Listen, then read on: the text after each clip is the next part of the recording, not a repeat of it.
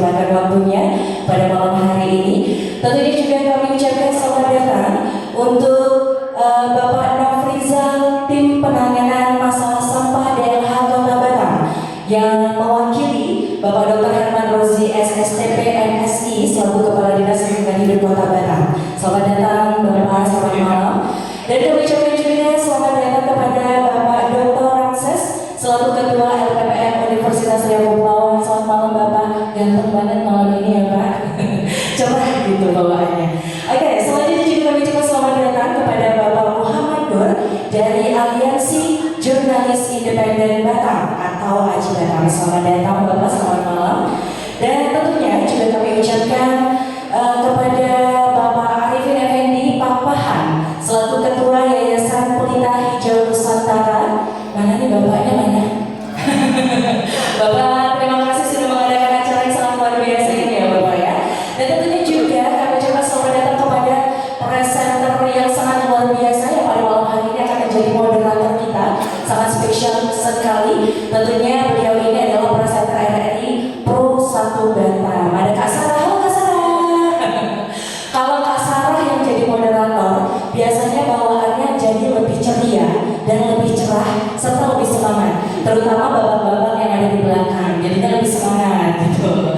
Oke, baik, malam hari ini kami ucapkan juga terima kasih dan selamat datang juga untuk seluruh teman-teman dari media. Terima kasih sudah hadir dan menyempatkan waktunya pada malam hari ini. Dan tentunya juga untuk seluruh aktivis lingkungan dan tamu undangan serta mahasiswa-mahasiswi Universitas Riau Kepulauan yang sudah hadir pada malam hari ini. Tentunya saya ucapkan selamat datang dalam acara diskusi publik dalam rangka memperingati Hari Lingkungan Hidup Sedunia 2024, persembahan dari Yayasan Pelita Hijau Nusantara dengan tema Batam Darurat Sampah Benarkah? Boleh tepuk tangan dulu dong biar lebih semangat lagi. Oke, tentunya acara kita pada malam hari ini diskusi publik yang dilaksanakan pada malam hari ini adalah bersamaan dengan Hari Lingkungan Hidup Sedunia 2024. Dan juga di sini kami ingin memperkenalkan juga Yayasan Pelita Hijau Nusantara atau Pejantara. Nah, buat teman-teman yang belum tahu, mungkin di sini beberapa teman-teman media atau mahasiswa-mahasiswa yang mungkin baru dengar nih, Pejantara ini apa? Nah, saya akan sedikit memberikan informasi terkait mengenai Pejantara. Ini adalah yayasan yang berkonsentrasi untuk isu-isu lingkungan. Nah, terutama ini menyoroti tentang tata kelola sampah di Kota Batam. Ya, pastinya pada malam hari ini sesuai dengan tema kita, Batam Darurat Sampah Benarkah? Ini yang akan kita diskusikan pada malam hari ini. Semoga kalau memang benar nih Batam Darurat Sampah, malam hari ini kita langsung dapat solusinya, gitu ya. Ini adalah harapan kita bersama. Baik, untuk mempersingkat waktu pada malam hari ini tentunya agar acara kita berjalan dengan lancar dan hikmat. Tentunya kita akan berdoa bersama-sama yang akan dipimpin oleh Ustadz Syahbudin Lubis dari Universitas Riau Kepulauan. Kepada Ustadz, silakan.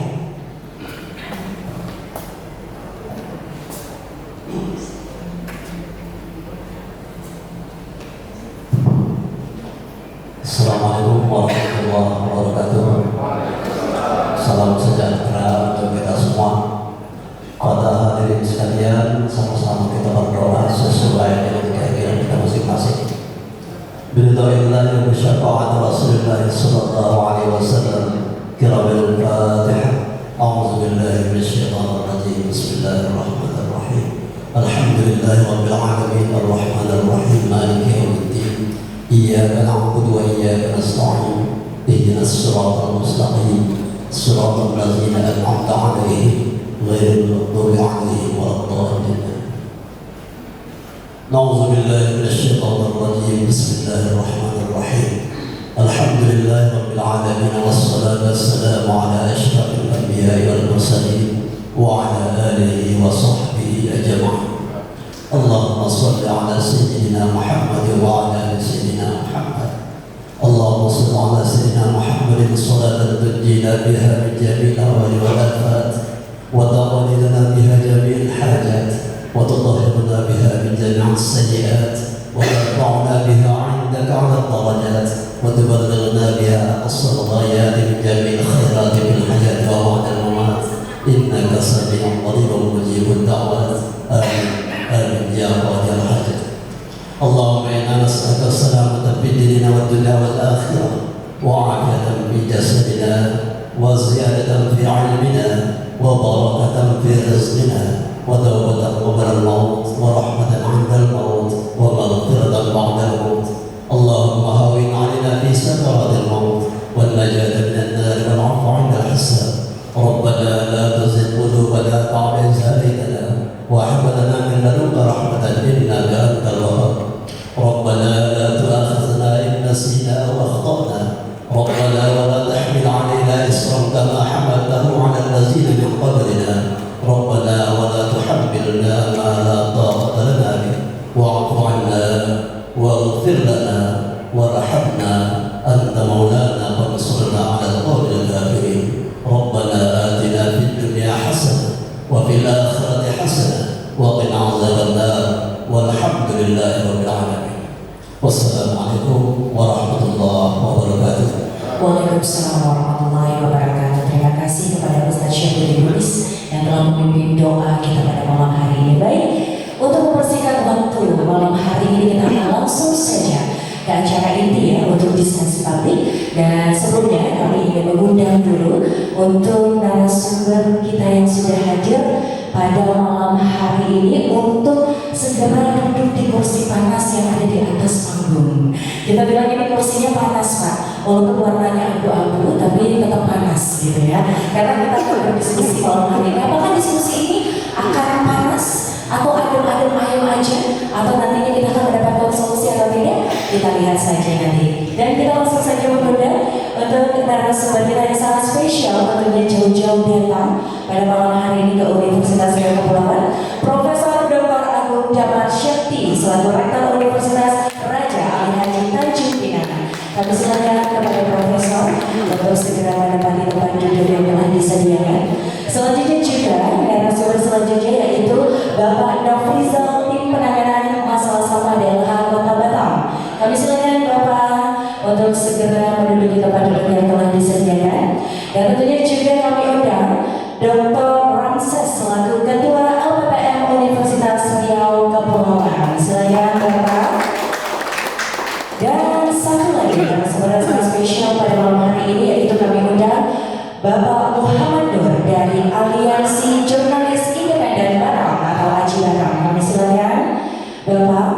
Baik, sebelum saya mengundang moderator kita pada malam hari ini, kita ada satu persembahan spesial di mana ada salah seorang teman yang sangat luar biasa yang akan membacakan sebuah puisi untuk malam hari ini. Kita beri tepuk tangan dulu untuk Kak Suci. Kami silakan.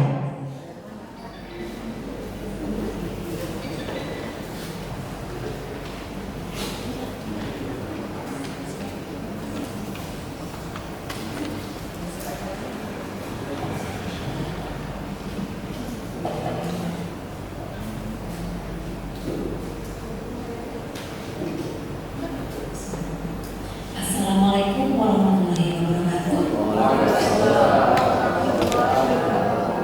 Selamat malam, salam sejahtera untuk kita semua.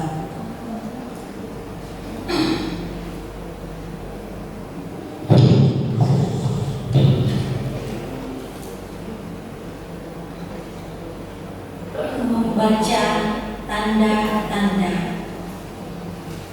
karya Taufik Ismail.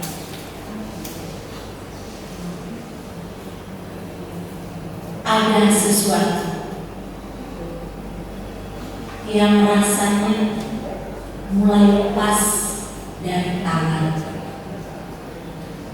dan meluncur lewat sela-sela jari kita. Ada sesuatu yang mulainya tak begitu jelas,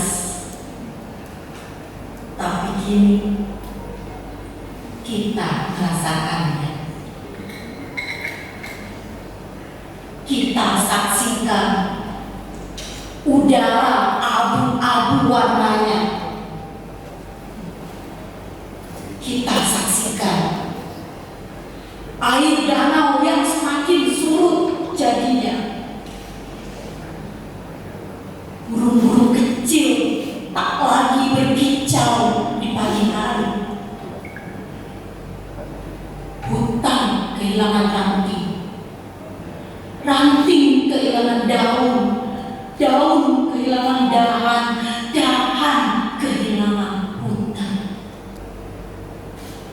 Kita saksikan zat asam di desak asam anak dan karbon dioksid itu mengkilas paru-paru. Kita saksikan gunung membawa abu, abu membawa batu, batu membawa lindu, lindu membawa longsor, longsor membawa air, air membawa banjir, banjir air mata.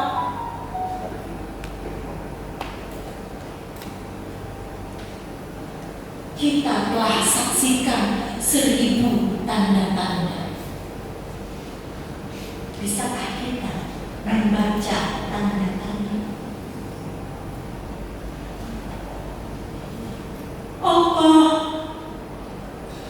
kami telah membaca gempa, kami telah bisa membaca, kami telah nyala api dan lava, kami telah hujan abu dan batu. Allah, ampuni dosa-dosa kami. Beri kami kearifan membaca 1000 tanda-tanda. Karena ada sesuatu yang rasanya mulai lepas dari tangan, akan meluncur lewat sela-sela jari. Karena ada sesuatu yang mulainya tidak begitu jelas, tapi kini kita mulai merindukannya. Terima kasih ya, assalamualaikum. Waalaikumsalam warahmatullahi wabarakatuh. Terima kasih, masih luar biasa sekali puisi yang dibacakan pada malam hari ini, merinding gitu ya. Oke, kita akan langsung masuk ke sesi diskusi publik pada malam hari ini. Dan sebelum kita mengundang moderator yang sangat luar biasa kita, saya boleh kita semangatkan lagi, semangat pagi. Luar biasa, tepuk tangan dong biar gak pada ngantuk ya. Langsung aja kita sambut ya untuk moderator yang sangat luar biasa pada malam hari ini, yang akan memanaskan lagi suasana kita pada malam hari ini terkait mengenai Batam Darurat Sampah. Benarkah? Tepuk tangan yang meriah untuk Kak Sarah dari Pengacara RI Pro 1 Batam. Silakan.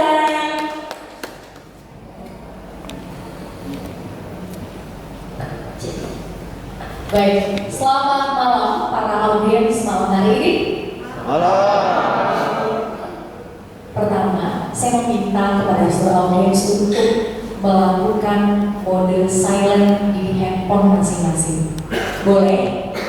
Biar diskusi kita nggak terdistrik gara-gara bunyi handphone yang perlu di silent atau perlu diaktifkan oleh getarnya. Tuh kan baru ngomong? Udah mulai. Aduh, jadi iklan kan. Ada 4 orang narasumber yang berkompeten di bidangnya yang sudah hadir di hadapan kita. Bapak ini kelas berat semua ya. Dan saya perempuan sendirian. Ini bentuk emansipasi wanita. Sebelum kita bertanya kepada bapak ini, kita akan menyaksikan video berikut ini. Jangan lihat dari apa-apa. Ini memang buat audiens nih Pak.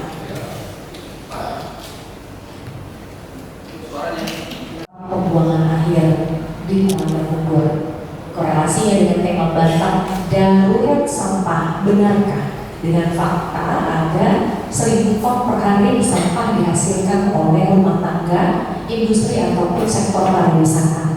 Bahkan beberapa hari yang lalu di Batu Haji Pasar Burung ya Pak ya, Sekretaris Daerah Kota Batam itu mengajak masyarakat untuk ikutan mengurai ini. Tapi apakah dengan cara itu efektif? Sebelum kita naik DLH, tadi kan mainnya adalah DLH ya Pak yang punya kerjaan.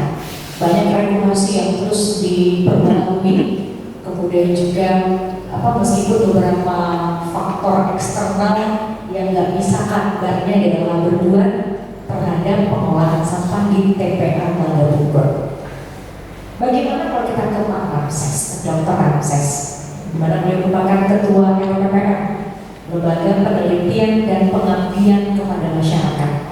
Semua harus berangkat secara komprehensif. Ketika saya bertanya ke Pak Ramses, Pak, keluhan dari masyarakat ketika teman-teman LPM datang ke masyarakat, apakah benar se-ekstrim itulah keberadaan sampah yang mengganggu kita pada hari ini? Silakan Bapak. Boleh Pak? Iya dong. Apakah lebih dekat ke masyarakat, lebih teliti benda ini yang Pak ya? Ya baik, terima kasih.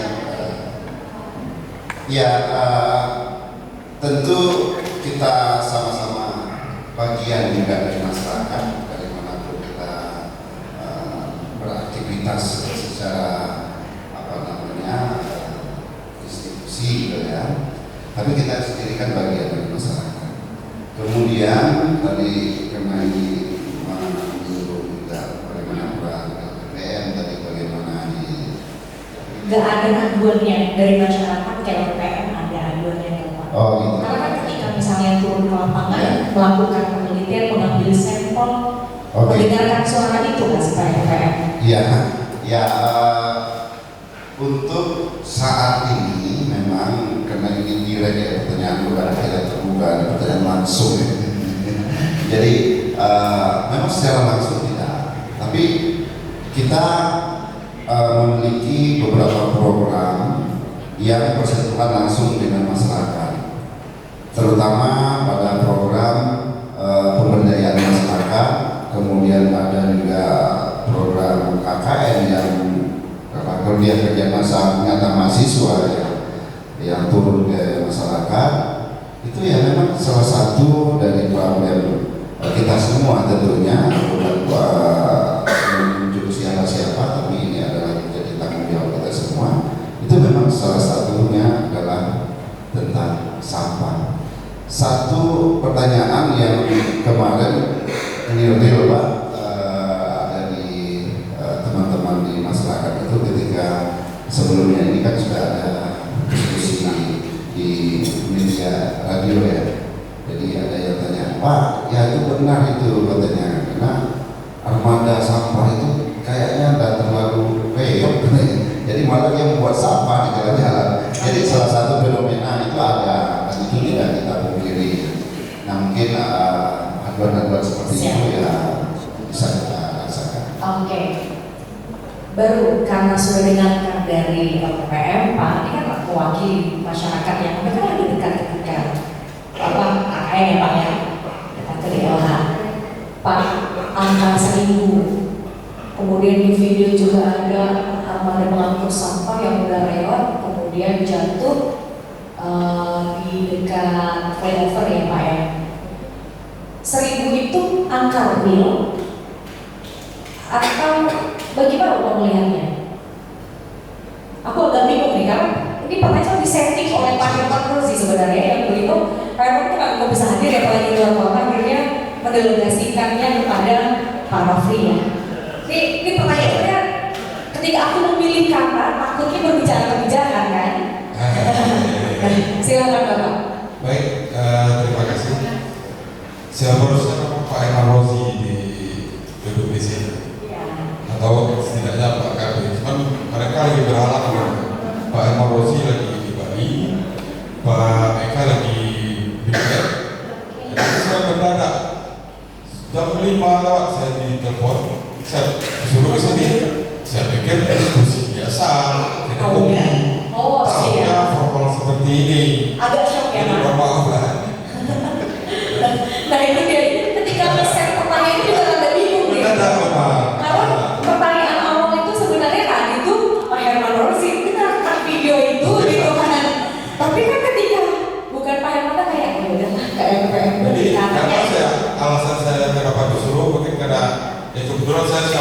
sudah lama juga di sektor penanganan persampahan ini. Ya. Jadi saya coba menjawab tadi pertanyaannya, benarkah? Sering jadi Pak. Kalau kita rata-rata memang di angka kita kan tercatat semua itu, Bu ya. Semua armada terkonsentrasinya pokoknya ke TPA dan ada timbangan.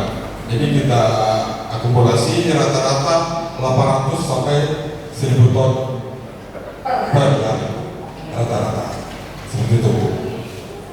Terus mengenai armada yang tua itu Pak ya. Iya. Kemarin waktu viral yang di kasus flyover, kami kan dipanggil Komisi 3 yang membidangi kami. Oke. Saya jujur aja, saya menjawab fakta lapangan aja. Dia tanya, ada apa? Saya jawab, jangankan orang luar Pak, kami sendiri aja miris melihat kondisi armada kami, Oke. terutama Amrol. Amrol itu yang mengangkut bin. Ini kan ada 3 jenis kendaraan kita Bu ya. Ada dump truck yang pelayanan door to door ke rumah, ada Amrol yang untuk mengangkut bin kontainer tempat pembuangan dari pickup-pickup yang habis jemput dari rumah ke rumah, sama kompaktor. Ya. Nah, yang bermasalah itu sekarang Amrol. Amrol kami itu udah mulai cukup tua. Terakhir pengadaan itu untuk Amrol di tahun 2014. Artinya udah 10 tahun yang lalu. 10 tahun untuk armada yang pergerakannya tinggi ya. Ya. Tiap hari bahkan dipakai itu shift malam. Oke. Pak Komisi 3 Pak Joko bilang berapa butuh? Saya jujur aja jawab fakta lapangan. Semua Amrol harus diremajakan Pak. Kita kok yang bertanya ini? 52 ini. 52 itu untuk mengangkat 60. Dan yang udah tertubuh dan bisa diapa-apain lagi ada sekitar 12 unit. 12. Ya, yang lain itu ya namanya yang penting bisa jalan. Ya. Jujur fasilitas Pak. Oke. Tapi Bapak ngomong ini aman. Ya saya orang lapangan, saya bicara fakta lapangan aja. Tapi kan Dan masyarakat perlu tahu, Oke. masyarakat perlu tahu kondisi yang kami hadapi. Di Komisi 3 saya bilang seperti itu. Tapi itu kan di Komisi 3. Ini kan diskusi publik yang terbuka kepada masyarakat. Ya. Live streaming pakai YouTube pula. Aman Bapak? Saya harus bicara seperti itu. Oke. Beliau kan aman ya? Biar masyarakat tahu, kami itu berbuat, bukan nggak berbuat. Iya. Nah, cuman alhamdulillahnya ada kabar baiknya. Untuk tahun 2025 Dianggarkan. akan ada pengadaan Oke. untuk peremajaan armada kita. Seperti itu. Peremajaan itu unitnya ditambah atau ini diperbaiki ya kan? Unitnya ditambah, Ditambah. pengadaan baru. Oke. Karena kalau bicara perawatan lagi, namanya armada anak tua Bu ya. Ya. Kadang penyakit 10 sebaiknya diperbaiki cuma 1. Oke. Biar bisa jalan. Kalau nggak jalan, lumpuh. Ya. Seperti itu dia. 50 Amrol, 12 tidak berfungsi sama sekali. Nggak usah berat, nggak bisa ada apa-apa lagi. Nggak bisa diapa-apain. Ya. Sisanya 50 dikurang 15 berapa sih? 35 ya? 12 Pak. 12. 12 kali 37 masih difungsikan meskipun ngos-ngosan. Ya. Ya. Ya. Dan ternyata baiknya disambut oleh Komisi 3 akan dianggarkan permajaan Ya. sampai tahun 2025. Ya mudah-mudahan Oke. kita lakukan. Satu Ya. masalah selesai. Masalah selanjutnya Pak, yang ngangkut tuh Pak dari kecamatan kan regulasinya dulu DLH menyarankan langsung ke nyawa kecamatan untuk berarti dari rumah. Itu kan Pak ya. Ya. Itu berapa Pak? Satu kecamatan nggak berjalan untuk mengambil sampah itu. Itu berbeda-beda Bu. Di tahun 2018 kalau nggak salah ya, kita alihkan pengelolaan pickup yang sebelumnya di DLH, Oke. kita serahkan ke kecamatan Oke. untuk pengelolaannya. Biar tujuannya kemarin itu biar rantai koordinasi lebih cepat. Iya. Karena PKP kiri diwakili juga dengan tim kontainer. Nah, itu dia Bu. Tapi sejak kapan Pak dilimpahkan dari DLH itu barang ke kecamatan? Tahun yang Tahun kira-kira 2018. 2018 diserahkan kecamatan pengelolaannya untuk ambil sampah dari masyarakat ya Pak ya. Betul. Berarti sudah berjalan sekitar 6 tahun lah. 6 tahun lah. Ya. Tapi apakah dengan 6 tahun berjalan itu Pak, masyarakat udah kurang mengeluhnya Pak, atau sama aja sebenarnya? Kalau namanya pelayanan langsung Bu ya, pasti ada aja kita. Pasti ada. ada. Pasti Oke. ada. Ya, nggak armada yang rusak, kalau nggak tenaga manusianya yang ada bersalah, sakit kan, atau apa kan, pasti terganggu pelayanan. Berarti alasan-alasan klasik yang kita semua juga udah tahu jawabannya. Iya, gitu kan Pak ya? Sakit. Tapi itu fakta. Fakta ya Pak ya? Fakta. Iya. Itu fakta. Kayak SDM yang sedang sakit, atau mungkin misalnya habis lebaran kan itu biasanya libur panjang ya Pak ya? Teman-teman kita juga nggak bakalan sampah itu Pak. Kalau libur panjang misalnya libur apa? Hari raya keagamaan misalnya. Ya. Misalnya Idul Fitri. Idul Fitri itu tetap kami melakukan pelayanan. Jadi armada yang satgas yang nggak merayakan Idul Fitri wajib masuk. Oke.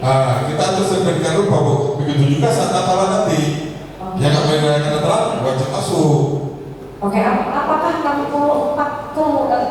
12 kecamatan ini kan ada yang padat penduduk sama yang nggak padat penduduk? Banyak Kota, Sambulun, Batu Haji, Bawah itu kan kecamatan-kecamatan padat penduduk. Oke siap. Ya. Nah, sampah-sampah yang dihasilkan mereka ini Pak, semua kan ekstrim TPA. Ya. Dalam bentuknya apa Pak? Dulu kan kita pernah bilang ada pengelompokan sampah organik dan organik, bahkan di setiap sudut ada tong sampah yang diberikan pakai menggunakan dengan CSR. Oke. Ya. Apakah itu masih berjalan Pak? Kalau untuk sebenarnya ada jalan. Kita ada sekitar 200 dalam berpindah buang sampah di sejak Kecamatan Kelurahan. 200 bank sampah. 200 lebih ya. Nah, itu yang aktif ya. Yang aktif ya Pak. Dan kami memang berharap lebih peran serta masyarakat dalam hal pengurangan sampah ini. Oke. Karena memang beban TPA dengan 1000 ton per hari itu kan lumayan berat. Nah, jadi kami harapkan peran serta masyarakat di dalam pemilahan. Ya. Biar sampah yang masuk ke TPA jauh berkurang. Apakah harapan itu ketika kita ke TPA sudah terrealisasi belum Pak? Karena kan tadi kan bilang ya. Betul. Sejauh ini ya saya fakta lapangan aja belum maksimal. Belum maksimal saya. Kita punya target nggak Pak? Pemilahan sampah itu sampai ke TPA berapa persen yang bisa didaur ulang dengan tidak? Kalau itu saya nggak Enggak gitu ya Pak ya? Itu ya. Oke. Sebenarnya targetnya ya kita ya berharap peran serta masyarakat dalam hal mengurangi sampah ditambah. Jadi satu lagi fakta lapangan. Batam kota besar, cuma minus juga kita lihat sampah-sampah yang di pinggir jalan. Sampah di pinggir jalan itu gimana Pak? Di pinggir jalan itu kan peran serta masyarakat juga itu sebenarnya. Oh yang suka buang sampah sembarangan? Bahaya. Oke. Ibu bayangin ya, kami itu ada armada namanya armada fajar. Oke. Bergerak subuh khusus untuk menangani sampah jalan. Oke. Sampah liar yang ada di pinggir-pinggir jalan protokol. Ya. Itu sekitar kalau di Batu Haji ada 3, dan rata-rata 3 ada 9, 27 armada. Yang bergerak Khusus untuk menangani sampah jalan. Coba kalau kita bayangkan sampah jalan itu nggak ada, kan bisa armada ini pelayanan ke rumah. Cuma kan kami kan bisa tutup mata. Oke. Tetap itu tupoksi kami layani biar masyarakat pagi hari nggak subuh ya tumpukan sampah di pinggir jalan. Oke. Seperti itu dia Bu. Baik. Nah, cuman ya kami mengimbau juga pada serta masyarakat janganlah buang sampah sembarangan. Oke Pak. Tapi kan masalahnya sampah jalan juga nggak banyak Pak. Ternyata lebih banyak itu masyarakat kayak industri sampah rumah tangga dan juga sampah pariwisata, industri pariwisata. Yang akhirnya kayak dibilang kita tuh Pak. Banyak sampahnya itu sebenarnya banyak. Nah, sampah yang ada di TPA itu Pak, itu dari mana saja Pak? Bisa nggak Bapak jelaskan? Itu kan cuma 3. Dari mana aja Pak? Ya, sumber sampah dari TPA itu dari armada kami juga ada transporter yang khusus untuk melayani di industri-industri. Oke. Jadi itu aja. Dibuang juga ke TPA. Dibuat ke TPA, ya. Pak, itu sampah itu menggunung sejak tahun berapa? Dan 5 tahun terakhir lah. 5 tahun terakhir. Sebenarnya memang ya, memang udah harus masuk teknologi Oke. untuk pengelolaan sampah di TPA. Oke. Cuma kan ibu dengar juga Presiden sendiri bilang, di mana di kota Indonesia yang masalah persampahan ini selesai? Kenapa? Aturan hukum itu banyak terbukti di Bu. Tapi kan itu banyak Itu dia. Kenapa? Kemarin ada investor mau masuk. Sudah banyak investor yang tertarik untuk pengelolaan sampah, untuk dijadikan energi listrik. Cuma terbentur aturan-aturan. Salah satu contohnya sekarang yang terbaru. Mereka mau tahu investasi, cuma per 5 tahun. Gimana mau balik modal? Coba. Oh, oke. Itu aturan perda. Itu saya dengar sepintas untuk diskusi dengan soal di apa ini di kantor. Saya dengar seperti itu. Oke. Kita belum tahu apakah itu bentuknya produk hukum perda atau undang-undang. Kita belum tahu ya Pak ya. Kayaknya udah tuh. Ya. Teman-teman boleh dicariin nggak? Jika pengelolaan sampah itu gimana? Tak permen, tak undang-undang, pokoknya ada aturan seperti itu yang saya dengar. Oke. Karena ini kan tujuan dari diskusi mungkin membantu pemerintah untuk memecahkan masalahnya ini. Ya. Karena apa? Ini sampah ini kan bukan setahun 2 tahun. Takutnya Pak, sampah-sampah yang ada di yang lama itu dia bergesekan kan Pak ketika musim kering, bakal apa ya? Sering ya? Nah, sering kan? Dan memadamkannya bukan gampang. Nah, itu dia Dia lebih. kayak langgam pun dia di depan di permukaan padam di bawah masuk bahaya. Pak ya. Betul. Itu kan masalah.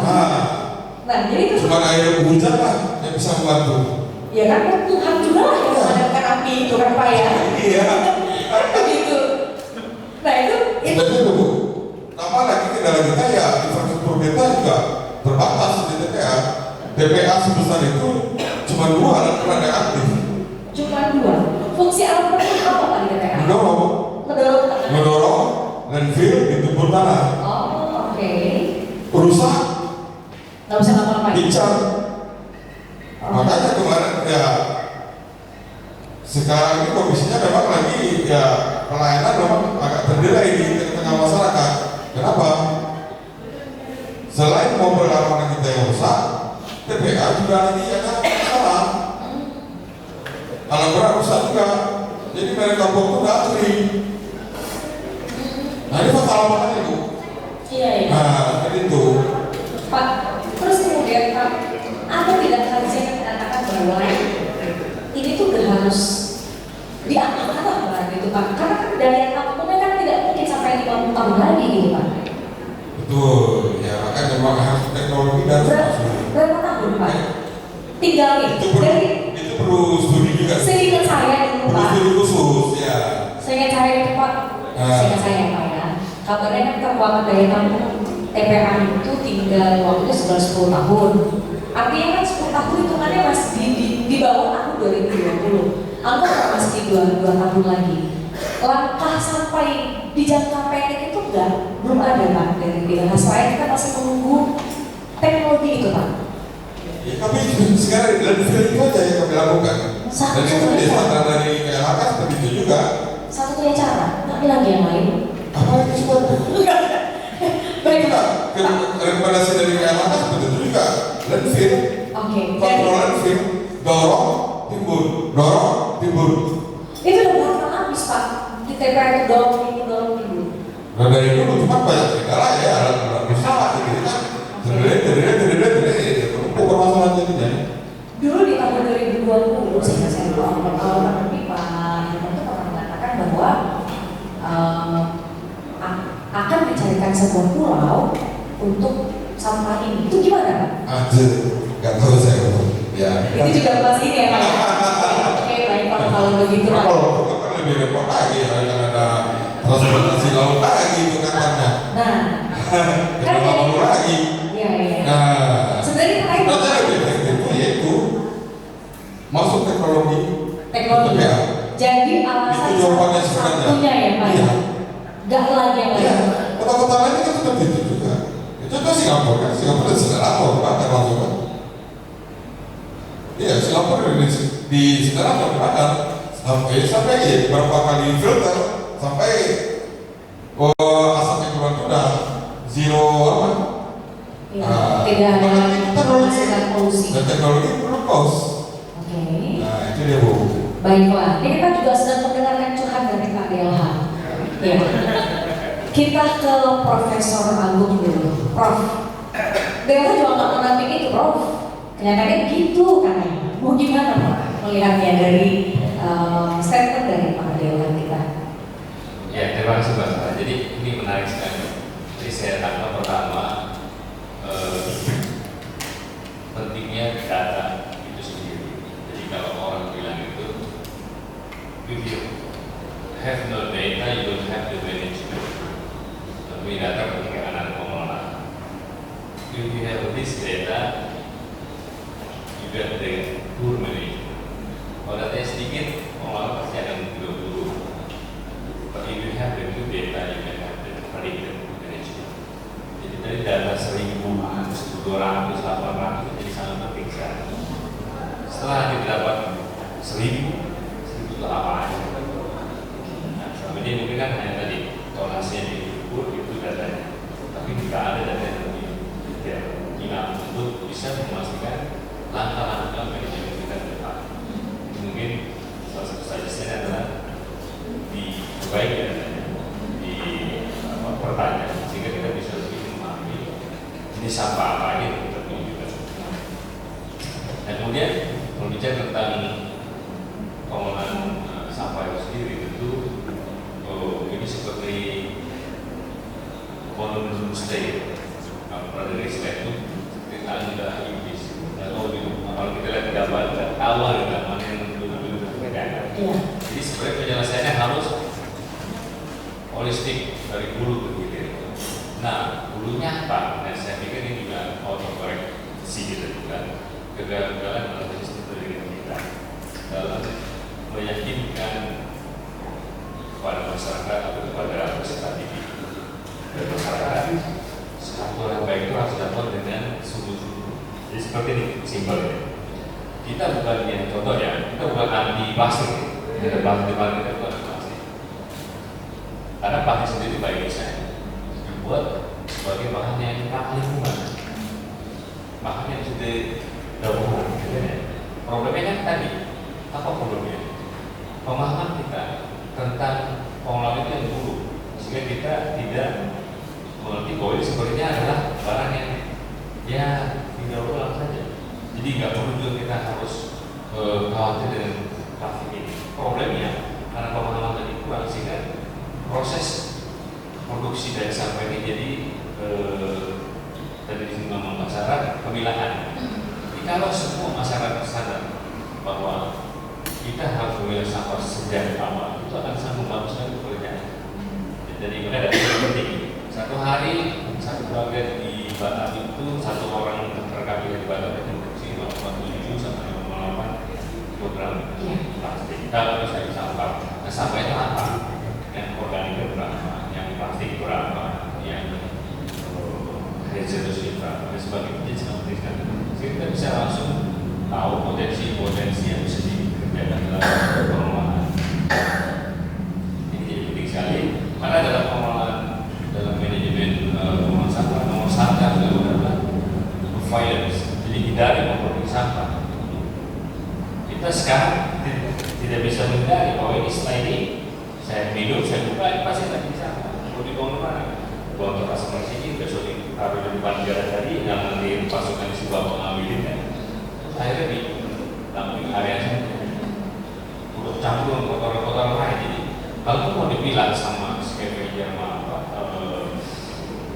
pemilah-pemilah di tempat sampah itu harus ada lagi nanti pembersihannya. Itu ada water fountain-nya, air yang digunakan juga sumber daya. Jadi air proses sangat tinggi untuk melakukan jika pengelolaan yang kita lakukan pengelolaan sifatnya reaktif. Oke, itu banyak sampah, kita cari juga bila-bila bikin recycle dan sebagainya. Jadi memang harusnya lebih proaktif menuju kepada hal-hal yang konsisten. Nah, itu makanya saya juga mendorong pada edukasi adalah salah satu basis daripada bagaimana pengelolaan sampah. Jadi kalau semuanya sudah memiliki pemahaman yang sama, mungkin akan lebih mudah. Kita kan seperti ini, saya menggunakan jargon ini, gitu ya. Ada jefatu di dalam iman. Kebersihan adalah sebagai daripada iman. Ini hampir orang-orang Islam itu mengetahui semua, mayoritas orang Indonesia. Tapi buang sampah masih sembarangan. Artinya apa? Apakah dia stupid? Tidak. Ya, jadi ini yang maksud saya edukasi tadi. Pemahamannya hanya sebatas pada kontekstual. Tidak benar-benar dijadikan sebagai tindakan yang mengungkap jadi dikerjakan. Jadi kalau saya lihat ada orang yang sesoleh apapun dia waktu dia masih buang sampah sembarangan. Oke, siap. Gitu, karena Iya. tadi hanya tadi di awal dulu. Nanti di dilihat dari kebijakan pasti. Jadi satu isu sentral kebijakan regulasi harus ada, atau enforcement harus jalan juga. Terus supporting system harus ada juga. Tadi kan ada kalau enforcement juga. Karena tiga penting. Nah ketiga kalau ada kebijakan lain yang sebenarnya insentif ya bisa. Kalau keluarga bisa melakukan pemilahan, kasih bahan uang pajak misalnya kan. Kalau tidak ya kasih insentif. Hal itu bisa dilakukan. Oke, siap Prof. Prof, aku boleh ke Pak. Karena kan kalau Profesor Siap. kajiannya udah kayak insight dari A dan B-nya udah kelihatan gitu kan. 10 tahun itu belum dianggarin. Itu pun gara-gara cuma komisi 3. Jurnalis melihatnya bagaimana? Baik, terima kasih. Kami di jurnalis ini merekam jejak perjalanan pengelolaan sampah di Batam. Dan cerita berbasis saya. Persoalan sebenarnya ada terjadi di seperti juga Pak Profesor tadi ada di hulu dan di hilir. Dan sekedar mengingatkan kembali bahwa master plan pengelolaan sampah di Batam itu dibuat tahun 2016 dan itu efektif 20 tahun ke depan. Artinya sekarang sudah 2024, tinggal 2 tahun lagi. Jadi umur TPA itu sebenarnya tinggal 2 tahun lagi. Kalau tidak ada sentuhan teknologi, maka akan terjadi yang tema kita ini darurat sampah dan benar-benar akan audit nanti kalau tidak ada teknologi, sentuhan teknologi. Nah, kami juga merekam soal jumlah sampah yang dihasilkan ya. Kalau kita lihat efisien penggunaan sampah, jadi satu orang Batam itu menghasilkan 0,9 kg sampah setiap harinya. Itu yang kami rekam ya dari berbagai diskusi dengan teman-teman di daerah maupun aktivis yang lainnya gitu ya. Nah, tahun 2016 master plan pengelolaan sampah itu saat itu kan jumlah penduduk kita belum sampai 1 juta dan volume sampah kita per hari itu baru sekitar 7.700 ton per hari. Nah saat ini sudah 1,3 juta penduduk, volumenya udah seperti tadi ada 1.000 ton. Yang terangkut setiap harinya sekitar 850 sampai 900 ya Pak? Per hari? Per harinya. Oke, rata-rata. Yang tidak terangkut,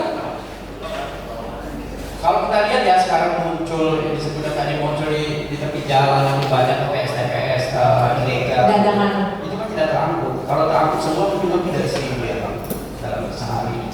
Persoalannya memang sangat pelik sekali ya. Bang dari daerah tadi sudah menjelaskan bahwa ada persoalan di hulu.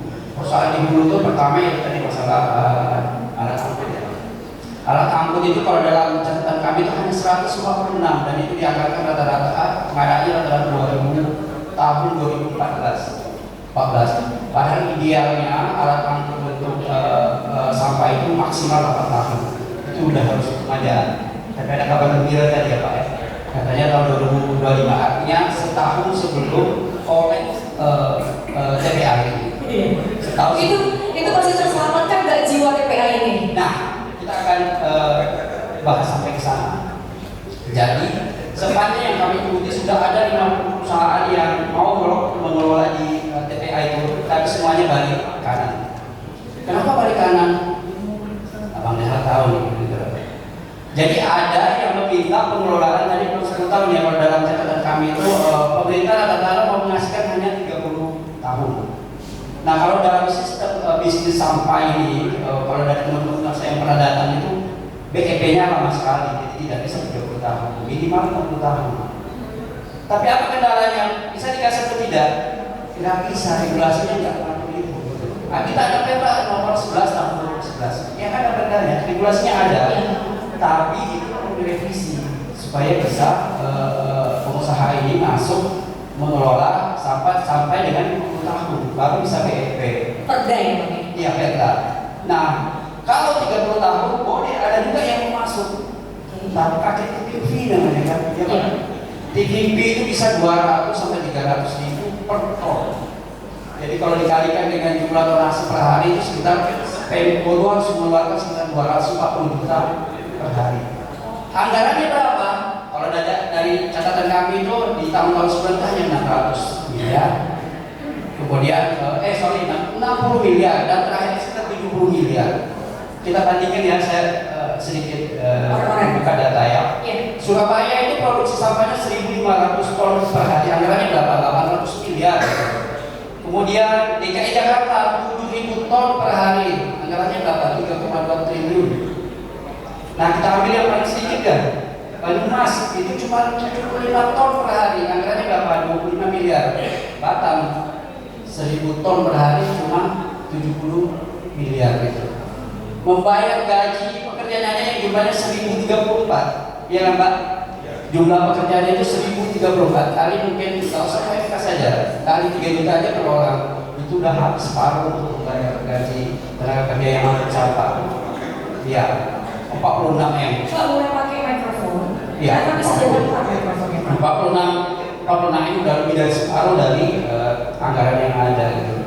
Nah ini memang persoalan di hulu, ini yang di hulunya gitu loh. Jadi kalau ada sampah yang tidak terangkut, ya wajar tadi kendaraannya sudah 146 itu sudah tua semua, 2014 semua rata-rata. Jangan heran kalau seandainya kalau kita melihat di jalan dia muntah di jalan ya, ada dipaksain muntah di jalan, terguling di jalan gitu. Banyak yang sering video ini tuh. Ini masalah serius ini. Dan dalam perbincangan dulu kan pernah juga mengundang Bang Herman Roji. Apa? Dia bilang begini Bang, istilahnya persoalan sampah itu krusial. Tapi ada nanti prioritas sehingga kami tidak menjadi prioritas. Ya itu disebutkan. Seharusnya sampah ini jadi prioritas. Sehebat apapun kita bangun kota Batam, kalau wajahnya kotor, kamu juga pada dari sini. Kita nggak kalau dapat predikat kota sehat. Iya, betul. Nah, sebenarnya ini itu baru perusahaan dulu ya, soal angkutan. Ada dendanya bisa sampai 5 juta per orang. Itu kan bisa ter-income. Bisa diterapkan. Persoalannya sekarang bagaimana mau menghukum masyarakat sementara alat angkutnya aja tidak akan menjangkau wilayah mereka gitu. Itu jadi persoalan gitu Pak. Itu jadi persoalan serius. Nah, iya. Nah sebenarnya kalau kita mau ini persoalan hulu masih banyak sebenarnya persoalan hulu. Kalau persoalan hulu nggak selesai, persoalan dirinya jauh lebih berat. Karena Pak Profesor tadi bilang kan sampah harus dipilah. Nah kalau yang kami himpun datanya itu semua sampah itu masuk ke TPA. Iya. Sampah plastik, organik dan semuanya bercampur gitu. Yang tidak bercampur apa? Yang botol-botol yang dipilah oleh teman-teman penghulu.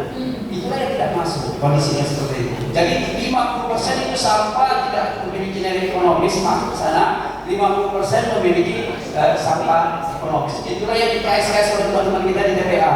itulah agak berkurang sedikit. Iya. Nah kalau mau diperpanjang umurnya TPA itu, caranya gimana? Kurangi volume masuk ke sana gitu loh. Kurangi volumenya. Karena kenapa? Kalau nggak dikurangi volumenya, walaupun nanti dianggarkan untuk pengadaan alat pengangkutan elektronik di TPA-nya, karena penuh. Sementara di TPA belum ada sentuhan teknologi, ada insinerator yang kecil ya bang ya, belum bisa skala industri. Itu persoalan serius. Jadi buat tahun lagi ini akan menjadi persoalan benar-benar persoalan yang rumit ya. Nah sebenarnya kita tuh Batam itu kan kita bertetangga dengan Singapura ya, nggak perlu jauh-jauh belajar untuk masalah pengelolaan sampah. Sekarang dulu Batam itu Singapura itu sama seperti Batam tahun 2000 itu juga hampir 80% itu sampahnya ke TPA. Persoalannya. Nah kenapa kita tidak belajar dari sana? Nah balik lagi tadi ke persoalan hulu tadi, hilir tadi, persoalan hilir di TPA 2 tahun lagi benar-benar akan kredit. Kita punya data ya, benar 2 tahun. Sampai saat ini tidak ada sentuhan teknologi di sana. 2015 sempat kelola swasta, kredit ya bang, kredit akhirnya 2016 diambil alih oleh Pemko. Sampai sekarang persoalan tidak ada sentuhan. Nah kalau dalam 2 tahun ke depan itu tidak ada sentuhan teknologi, diangkut seluruh sampahnya ke sana, itu akan berjejer itu mobil tidak bisa masuk gitu. Karena hanya selama ini kita tadi dorong timbun. Iya. Nggak ada sentuhan teknologi. Nah itu yang jadi permasalahan serius Sarah, dan benar-benar bisa darurat sampah nanti di tahun itu. Pak, ya. Baru kita ke Pak Presiden ini. Berapa luasan asli ketika TPA Telaga Tumbur itu sebelum sampah segini membunuh, dan juga sekarang berapa yang tersisa untuk 2 tahun ke depan? Atau udah lebar sampai ke jalan-jalan Pak? Baik Bu, kalau untuk data resmi saya belum bisa menjawab, cuma untuk luasan itu di TPA itu ada 46 hektar. 46 hektar. 46 hektar. Bagi developer tempat juga. Dan itu masih ada sih, kesalahan yang mau dibuka itu masih ada. Masih ada. Masih ada. Cuman untuk beberapa tahun ke depannya persisnya saya belum tahu. Cuman untuk lahan kosong itu yang belum diapain, dikelola masih ada. Itu dalam lagi Pak, masih ada itu yang di belakang yang udah mau dekat ke industri atau yang di mana gitu Pak? Soalnya kan kalau kita lewat di tepian itu sama kita punya juga gitu. Ya di PPG nya ke dalamnya lagi Bu. Ya kan yang mau ke dekat industri berarti kan? Bukan. Ke gimana ya? Iya, ini perspektif dari mana ini ya? Tapi ini masih ada lahan di sebelah situ ya? Agak ke dalam gitu. Nanti saya ngomong dengan kepala PT TPA ya seperti itu lah. Cuman ya berapa tahun lama bertanya lagi. Ya tadi kalau tidak ada sentuhan teknologi di TPA itu tinggal 2 tahun. TPA itu tinggal 2 tahun.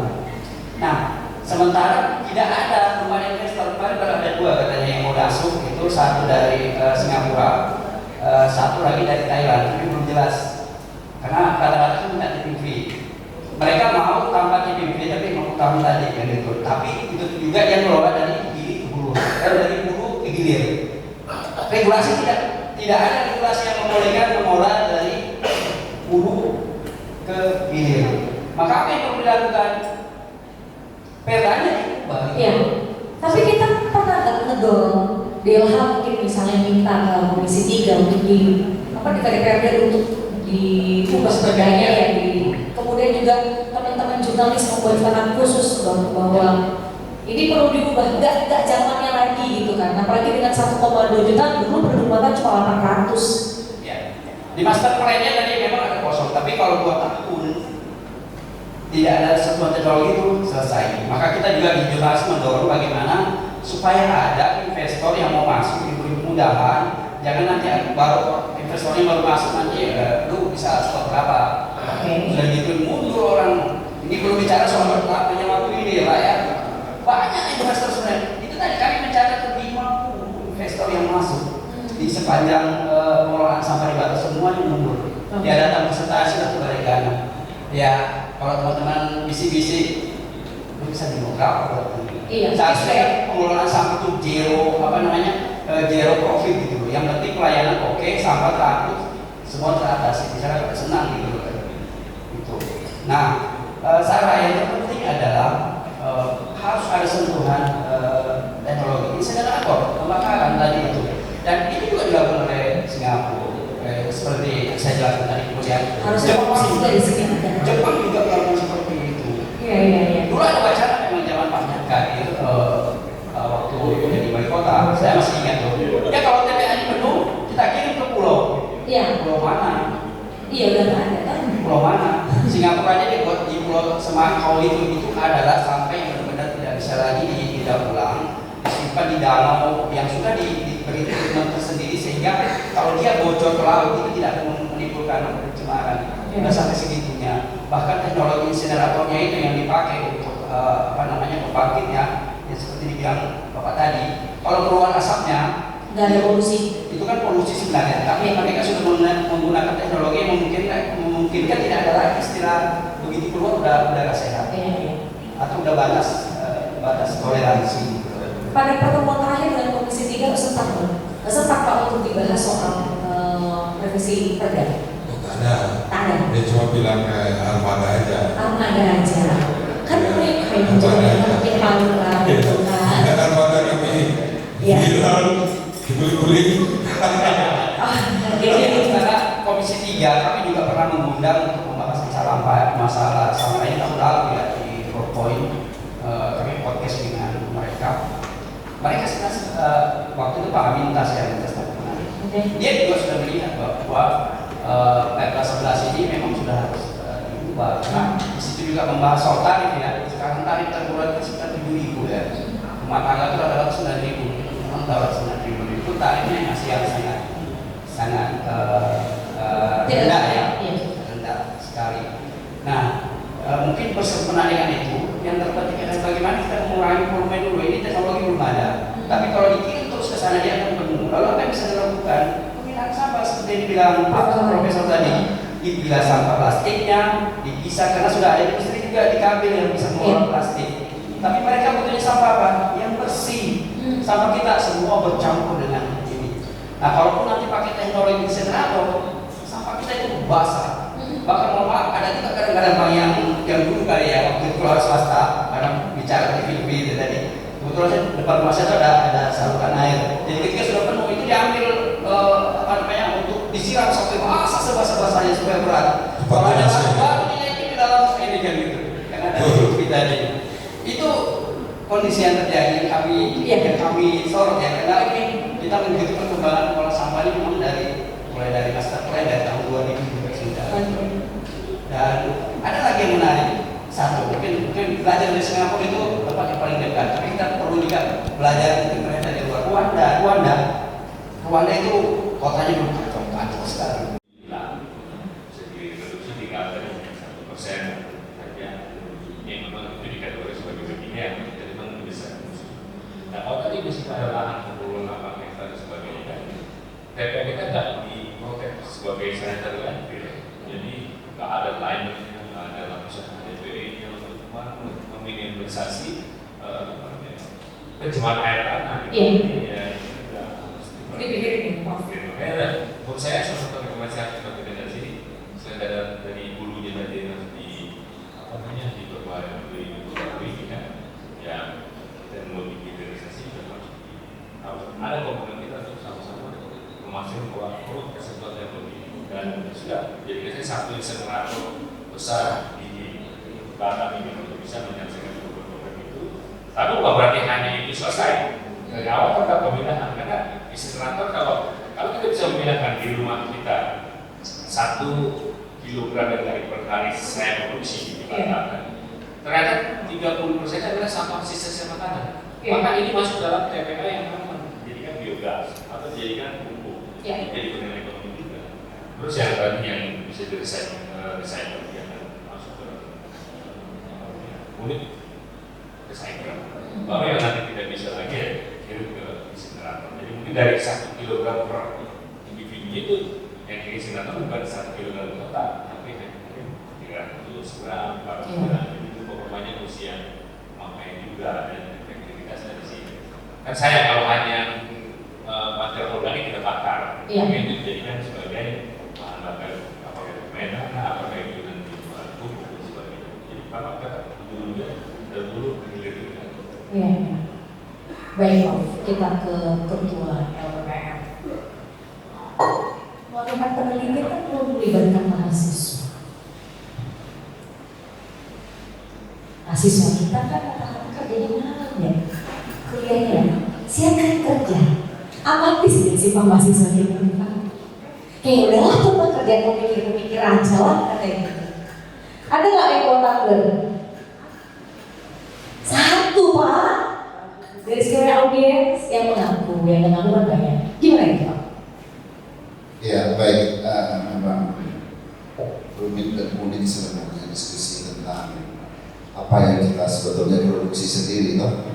Sampah adalah bagian yang kita produksi sendiri, dan yang apa yang kita hasilkan sendiri kita bingung untuk menyelesaikannya. Itu ininya yang kita tangkap. Memang tadi saya sebelum menjawab itu saya tertarik tadi ada habit apa segala macam. Tapi manusia itu agak cenderung, ini agak sedikit ini ya, cenderung efisiensi. Orang mau hidup. Ya memang kita perlu sesuatu yang mungkin bisa mengurangi sampah. Tapi kalau hidup pasti ditinggalkan oleh manusia. Sekarang sifatnya seperti itu. Kan begitu ya, pasti orang mau efisien. Oleh karenanya orang pasti pakai botol lagi, pabrik juga pasti produksi botol plastik lagi. Cuman saja ya, bagaimana mengakali itu? Nah, saya berpikir bahwasanya ya memang setiap orang kalau dia masih menggunakan botol plastik, dia sendiri harus bisa membuat semacam meyakinkan dirinya sendiri, mulai dari rumah tangganya juga ke lingkungannya ya, bagaimana yang memang yang plastik-plastik itu dikelola atau dipisah sehingga tadi beban yang pemerintah untuk mengelola sampah dari sisa kita itu adalah tidak menjadi sesuatu yang sulit dilakukan, tidak mahal biaya dan lain-lain. Pasti untuk pengelolaan sampah perlu teknologi ya. Nah jadi mungkin tadi perda-perda itu kenapa benturan perda kita? Kebanyakan kita membuat regulasi kita nggak mengkaji sifat sosiologisnya. Kan ini perda diterapkan di masyarakat, tapi kita nggak tahu masyarakat sosiologinya seperti apa. Gitu. Barangkali seperti itu. Kita cuma tahunya menekan masyarakat dengan peraturan. Kita buat larangan, tapi dasar manusia tidak kita kaji. Perlu efektivitas ya, nggak mau orang buat bapak tablet terus ya nanti ini. Memang ada orang yang seperti itu, tapi kebanyakan kita tidak bisa seperti itu. Yang memproduksi sampah kan bukan hanya orang yang sadar, orang yang nggak sadar juga memproduksi sampah gitu.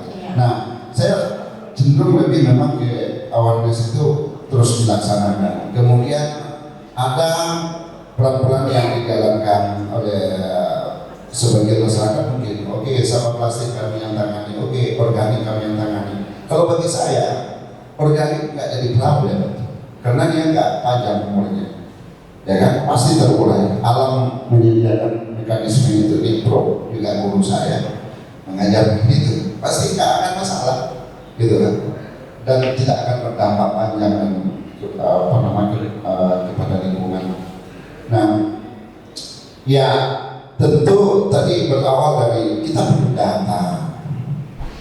Tentu data didapat dari sebuah pencatatan, kemudian sebuah penelitian tadi dibilangkan riset-riset berhubungan dengan bagaimana pemanfaatan sampah. Ya supaya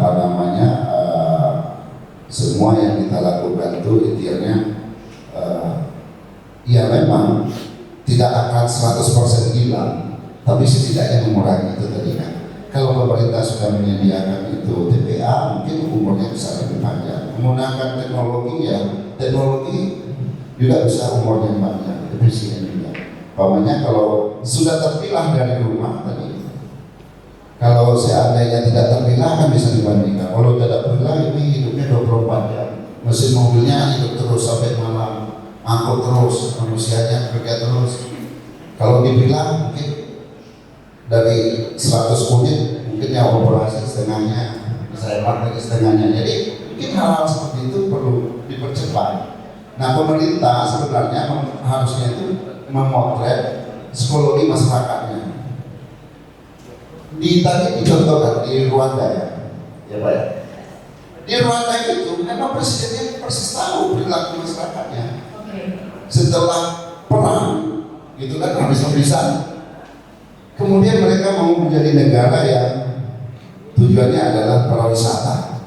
Ya salah satunya itu dia mengajak itu, nggak akan mungkin kita bisa menjadi negara yang tujuan pariwisata kalau kita kotor. Ya udah, mereka komitmen, rakyatnya komitmen, karena dia masuk pada sisi sensitif daripada manusia yang ada di sana. Nah mungkin pemerintah kita nggak banyak membuat regulasi yang tidak menggunakan hal-hal seperti itu. Kita kan masuk pada sisi sensitif kita. Tadi Prof tadi sudah menyampaikan juga kan, si alim-alim orang kalau buang sampah sembarangan itu belum alim kan gitu. Nah itu kan seperti itu kan sisi sensitif kita itu. Nah itu tadi. Jadi memang dimanapun dan kapanpun ya memang perlu data, penelitian, riset ke arah mungkin bagaimana pengelolaan sampah berkelanjutan itu penting dilakukan kan. Kita melibatkan kalau di Udrika ya, Udrika tuh uniknya siang dia praktek, malam dia kuliah. Prakteknya langsung di industri, langsung kita tempat bekerja. Jadi kita anggap ya lapor-lapornya adalah lapor di tempat bekerjanya. Teorinya ada di malam itu terbalik dengan mungkin di universitas mungkin siang dia menuntut ilmu, mungkin lainnya pada lapor. Kalau sini menuntut dia itu lapornya lah. Berarti memang harus sensitivitasnya ke sosiologi masyarakat kota. Ya, saya lebih cenderung ke arah sana karena regulasi kita kalau tidak menyinggung aspek sosiologi masyarakat itu akan cenderung kita mengabaikan peraturan itu. Tidak pedulilah, pasti dilanggar. Orang akan bilang denda lah kan gitu. Aspek sosialnya itu bagian yang paling sensitif dia itu tidak kita sentuh. Untuk apa kita membuat regulasi kalau tidak hidup? Hukum itu harus hidup. Hidup itu artinya ditaati gitu. Nah banyak peraturan kita yang tidak ditaati, itu persoalannya. Nah kalau kita mengandalkan mungkin ya harus berkarang terus ya mungkin ya nggak selamanya bisa seperti itu. Mungkin itu sedikit pandangan yang berbeda dengan yang lainnya. Mungkin kita perlu harus ngegeber kayaknya Bang, karena siapa lagi yang akan bersuara. Baik, terima kasih. Saya sepakat dengan Ibu Els tadi ya, bahwa menunggu investor besar itu juga menunggu sesuatu yang bahkan menunggu kekasih tak sampai yang gitu. Bukan pemerintah duluan ya Bang? Ya, tapi ingat bahwa ada program pemerintah minimal 30% setiap daerah itu bisa mengelola sampahnya, 30% ya, terutama sampah plastik. Nah di sini ada celah, bisa masuk yang tadi yang pemain-pemain yang disebut pemain kecil ya tadi, diberi uang yang menengah yang kecil 30% ini. Kalau kita sekarang kan 5% aja belum sampai ya, diberi uang tapi dimantapkan regulasinya ya Bu ya, dimantapkan perdanya bahwa ada topangan regulasi yang memberi kesempatan pada pemain-pemain kecil ini untuk mengelola sampah. Itu dimantapkan perdanya mungkin karena secara aturan undang-undang sudah jelas, sudah banyak ya. Pak Profesor tadi menyebut sudah banyak undang-undangnya. Nah aturan turunannya ya peraturan daerah itu tadi, tinggal Perda 11 2011 itu tadi direvisi, beri celah, beri ruang pemain-pemain kecil yang bisa mengelola sampah sehingga target 30% dari pengelolaan itu bisa dicapai. Dan dari kajian teman-teman dari DLH, dari perbincangan kami sebelumnya bahwa kalau 30% itu bisa dikelola sama plastik saja ya Bu ya, itu TPA bisa umurnya bertambah sekitar 10 tahun ke depan. Itu solusi jangka pendek ya, itu solusi jangka pendek karena kita di menanti yang skala besar tadi entah kapan dan itu. Karena ribet ininya regulasinya juga harus diubah. Nah, kalau celah ini dimanfaatkan ini menjadi solusi jangka pendek ya. Karena tidak bisa juga tiba-tiba pemain kecil diperbolehkan tanpa ada topangan regulasi. Nanti jadi ada yang berjalan di perusahaan itu nanti kan gitu. Pasti pagi hiring segala macam gitu kan. Nah, kemudian kenapa perlu dikasih ruang pemain-pemain kecil ini juga?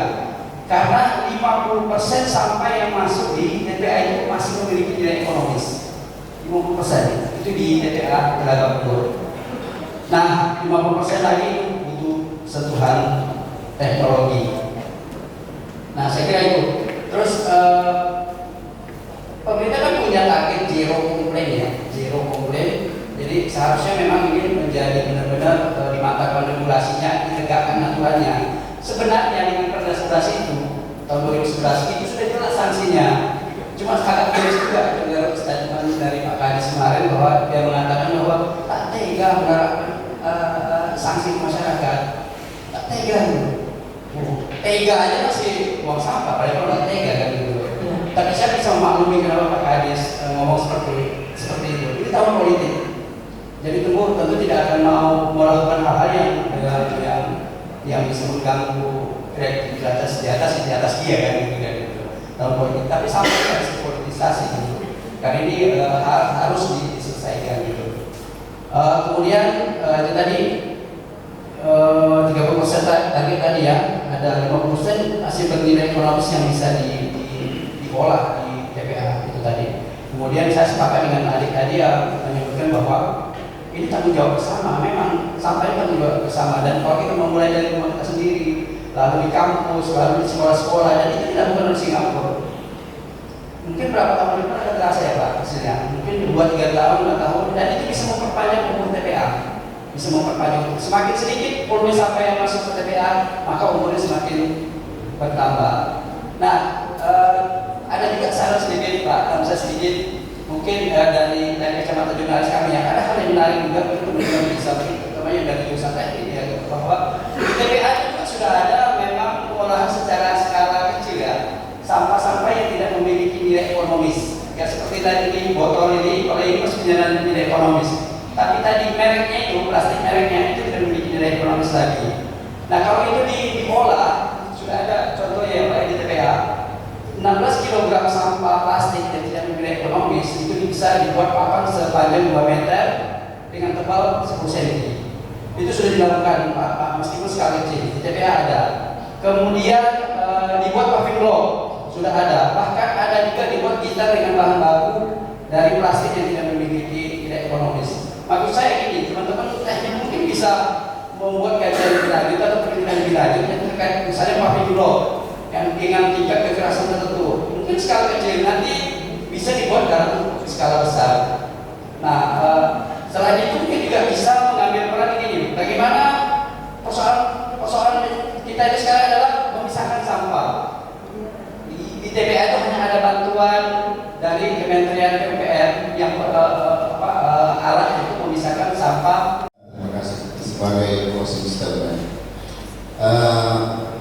Pertama, saya masih yakin itu ya, edukasi dan awareness menjadi sesuatu yang wajib hukumnya untuk pengelolaan sampah ini. Karena tadi kenapa begitu? Karena perilaku tadi kita perlu sentuh sisi sensitif daripada masyarakat sehingga dia taat hukum, taat pada peraturan, sehingga regulasi dalam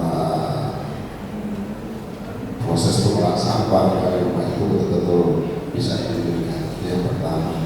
Yang kedua, upaya holistik untuk menciptakan bagaimana pengolahan sampah yang terpadu merupakan sesuatu langkah yang wajib juga dilakukan.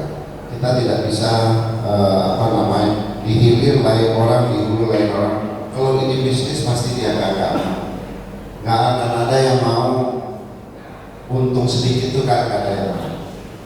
Itu udah pasti. Oleh karenanya ya apa yang berharga ya plastik. Yang berharga mungkin nggak dilihat orang. Jadi plastik pun ada yang berharga, ada yang tidak, ya kan? Yang tidak itu yang tadi yang disarankan ya bisa jadi pabrik bom, bisa jadi apa semacam itu. Dan kalau itu tidak dikelola dengan baik, tetap itu tidak akan ada investor yang mau merugi gitu. Tidak akan ada investor yang mau.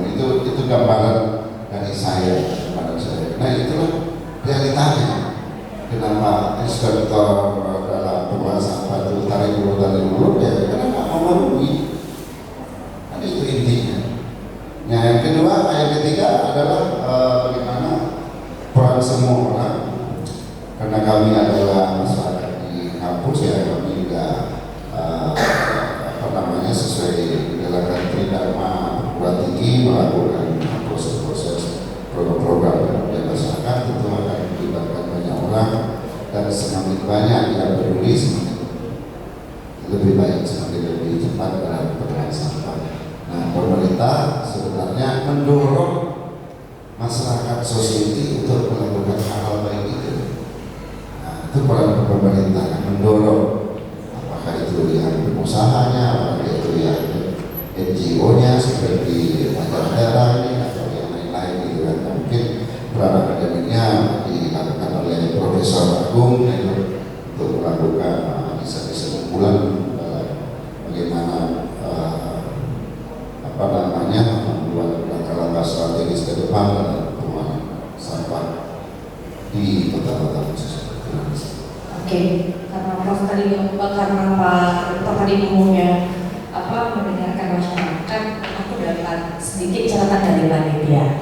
Covernya ada masyarakat yang sudah pernah melakukan pemilahan sampah, itu Bapak Zanuar Maulana Arif. Oke. Boleh diberikan mikrofon panitia?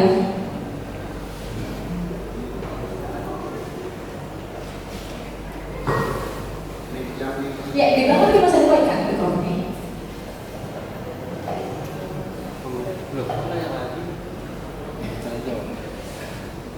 Baik, terima kasih Pak Sarah. Jadi di sini serta masyarakat ini dalam konsep terhadap permasalahan persampahan di Kota Batam ini. Tepuk tangan lagi boleh nggak? Kami berharap peran serta masyarakat ini bisa lebih ditingkatkan. Nah, mari kita bergandengan tangan. Karena kalau berharap ke kami jumlah tetap berapa? Nah, begitu. Kita aja. Siap. Lihat wajah Pak Prof ini tadi senyum terus. Kayaknya bangga diskusi hari ini. Kok cocok dengan kopi kita kayak gitu kan ya? Apa perlu diulang lagi ya? Tapi udah setahun Pak ya, mudah-mudahan. Profesor, terakhir Prof silakan. Terima kasih Pak Sarah. Saya coba lihat tadi yang disampaikan oleh juga saya. Karena sebenarnya ini dijelaskan dengan apa yang belajar dan juga apa yang disebut dengan blue economy. Jadi blue economy itu sebetulnya adalah green economy, terus keterlibatan dari masyarakat dan inovasi. Inovasi adalah yang model tadi. Bagaimana supaya masyarakat yang bekerja itu adalah bagian dari shareholder dari kegiatan ekonomi ini.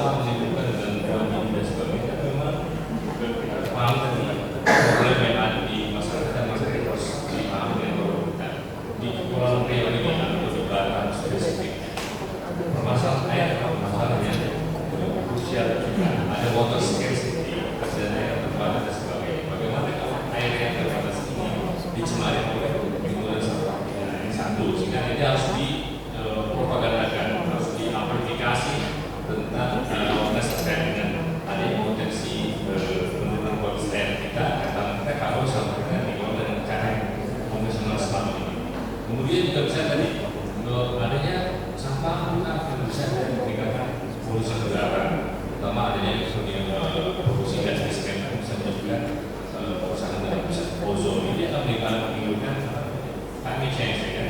Dan apalagi di daerah Polri yang sangat vulnerable rentan dengan kenaikan muka laut, maka ini harus diamplifikasi informasi-informasi bahwa ini tidak baik seperti yang lain. Kalau terjadi ini lebih akan bisa berdampak buat kita. Kerentanan kita harus dipetakan, kerentanan hambatan karena kalau kita salah mismanage dalam sama maka banyak dampak lain. Contoh lain juga misalnya kita ingin mendorong bersatunya peringatan Bali, kita tidak hanya dari dusun tapi dari pariwisata. Sekarang di laut sampah pasti banyak yang di laut. Jadi bagaimana kita bisa menjamin sustainability dari tourism kita atau bidang-bidang kita karena ikut sampah yang tentunya ada eksis dari sampah dalam dan juga tentunya sangat mungkin yang dari pesisir itu sendiri. Jadi memang penting sama disuarakan dan saya harapan saya dari juga semua produk ini harus punya peran ini dan di Batam untuk mereka menjadi lebih saintisnya dalam kita dan juga tadi kalau nanti ada kesempatan saya mungkin nanti kirim ke Bapak baru saya program udah selesai sama ada memang Bapak dari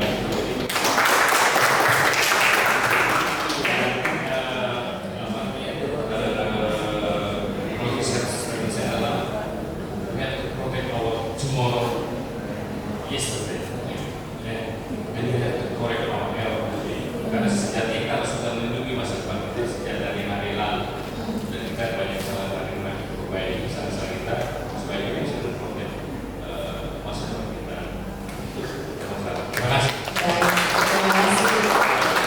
Diskusi kita sampai pagi malam kita nggak bikin ngantuk ya, nggak pada kopi kan, tapi senang.